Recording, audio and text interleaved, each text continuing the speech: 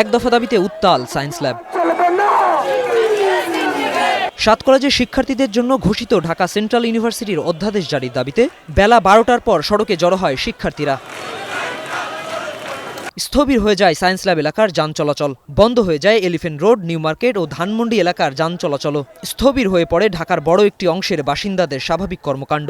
এইরকম 2 দিন পর পর এগুলা কিসের আন্দোলন হচ্ছে, এটা শেষ হওয়া উচিত। এই 2 দিন পর পরে আন্দোলন, এই ঢাকা মহানগরকে আমার মনে হয় কি ঢাকা মহানগর নাম পরিবর্তন করে আন্দোলন নগরী নাম দেওয়া দরকার। প্রায় 5 ঘন্টার অচল অবস্থায় চরম ভোগান্তিতে পড়ে সাধারণ মানুষ।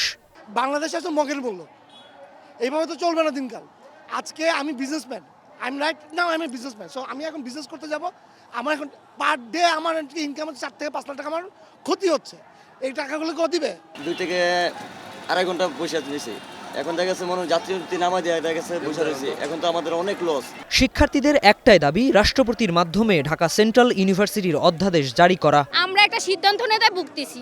ঢাকা সেন্ট্রাল ইউনিভার্সিটির আন্ডারে পরীক্ষা দিয়েছি, পাবলিক প্যাটার্নে পরীক্ষা দিয়েছি, চান্স পেয়েছি, কিন্তু আমরা এখনো ডিসিওর কোনো পরিচয় আমরা কাউকে দিতে পারতেছি না। ঢাকা সেন্ট্রাল ইউনিভার্সিটি যে প্রস্তাবিত, ওইটার আমাদের অধ্যাদেশ চাই। আমাদের অধ্যাদেশের জন্য আজকে আমাদের মেইন কর্মসূচি। আমরা চাচ্ছি নির্বাচনের আগে আমাদের অধ্যাদেশটা সম্পূর্ণভাবে জারি হোক এবং এটার প্রশাসনিক কার্যক্রমটা শুরু হোক। বেলা 2টার দিকে ছড়ায় উত্তেজনা। শিক্ষার্থীদের অবরোধে আটকে পড়ে ঢাকা বিশ্ববিদ্যালয়ের একটি বাস।